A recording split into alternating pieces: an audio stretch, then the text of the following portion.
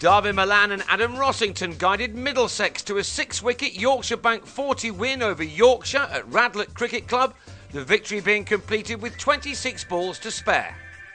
Batting first after winning the toss in the Hertfordshire sunshine, Yorkshire lost their captain Andrew Gale to the game's 15th ball, scooping Toby Roland-Jones to Owen Morgan, who was back playing for his county after his stint in the Indian Premier League.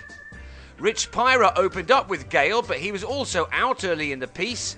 He got plenty of wood on this shot off Roland-Jones, but his placement was not ideal as he fed Joe Denly a catch in the deep.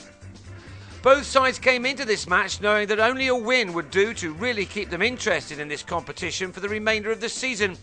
Phil Jaques then had to take up the responsibility after he'd been joined by Gary Ballance with his side on 18 for 2 at the start of the 5th over. Ballance has made a real name for himself in the limited over formats by striking sixes, and he didn't disappoint at this ground, which is Middlesex's new training base a few miles north of London. Ballance didn't hit a single four in his innings of 40, but he did clear the ropes on 4 occasions as he tucked into the majority of the Panthers' attack.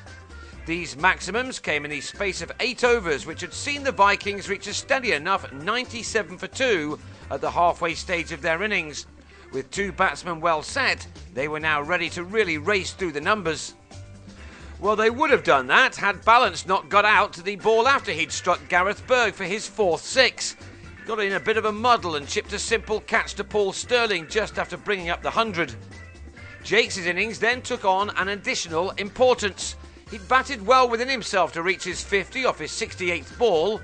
Soon after that, he started to pick up the pace of his innings, striking Berg for 3 successive boundaries in the 25th over, an over which cost 13 runs.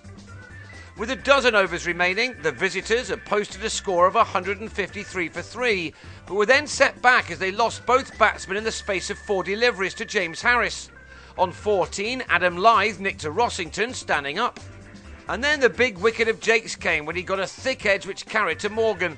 The Australian departed with 81 runs to his name, made from 86 balls, leaving it to 2 new batsmen to try to post a challenging total. Those 2 men were Andrew Hodd and Adil Rashid, who batted sensibly, picking off boundaries when they could as they added 52 runs in 7 overs, bringing up the 200 in the process in the 35th, an over delivered by Harris which went for 16 runs. There was now a real scramble for late runs, and in trying to do that, Hodd swung at and missed a ball from Roland-Jones to go for 21. Tim Bresnan followed in the next over, the 37th, driving Harris to Stirling at long off to go for a duck. And Will Rhodes was out in the last over, giving Roland-Jones final figures of 4 for 44 as Yorkshire ended their 40 overs on 236 for 8, a total which did appear to be a little below par for this ground. Maybe not though. The Panthers got off to the worst possible start as Stirling lost 2 of his stumps to Ian Wardlaw's second ball of their reply. That very early wicket though still didn't slow Middlesex down any, with Malan and Denly still looking to be positive. Malan has been in rotten form in the Championship and has made little impact in this competition until now. Denly meanwhile is just started to show the kind of form which saw him represent England 9 times in ODIs and 5 times in T20 cricket. He batted in a breezy fashion here as he and Malan found plenty of balls to hit to the boundary as they put on 65 for the second wicket in 10 overs. Denly had made 38 of those in 34 balls, but then he got a thin edge to be bowled through the gate by Pyra. That brought in Morgan, and perhaps in typical fashion, he tried to reverse sweep his first ball, only to be given out LBW to Rashid. Morgan looked very surprised to see the finger, claiming later that he had in fact hit the ball. That left Middlesex in a bit of trouble on 66 for 3 in the 12th over, but they still had Malan at the crease and he played really well, ticking the board over in completing a 59-ball half-century in the 22nd over, by the end of which his side had made 127 for 3, leaving them to get a further 110 runs off the remaining 18 overs. A tight finish then looked likely.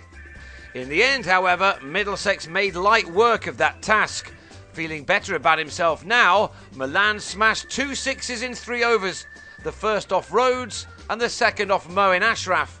With Malan now going along really well, the target was brought down to 76 off the last 15 overs, so it now looked a lot easier. Malan received perfect support from Rossington, who's been given his chance in the one-day game this season. You could see why too, as he played some lovely shots. He and his partner had by now seized the initiative with some sensible moments of aggression, picking out the gaps neatly. Rossington had come in at a difficult time, but had batted well to be rewarded with his maiden one-day half-century. Using his feet, he got there with his 5th four from his 49th ball. With only 47 now wanted off 12 overs, his job was to now finish this game off. In the end, he had to do that without Malan, who was out just 4 short of his deserved 100 when he edged Bresnan behind.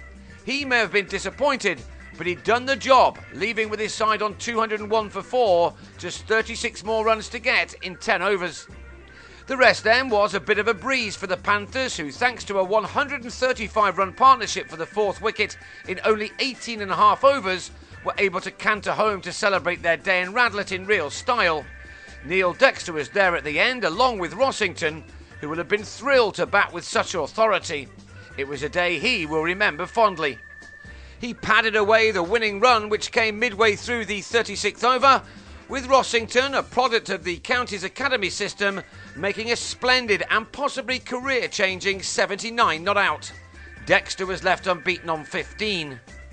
It was an excellent performance in the end from the home side, who kept their dreams of winning this competition alive after they lost early games to Glamorgan and Somerset. This gave them their first win after their other match was rained off, while Yorkshire have now lost 3 of their 4 games to date. They now head to Taunton for a championship match beginning on Tuesday, while Middlesex are next in action in this competition against unbeaten Leicestershire next weekend.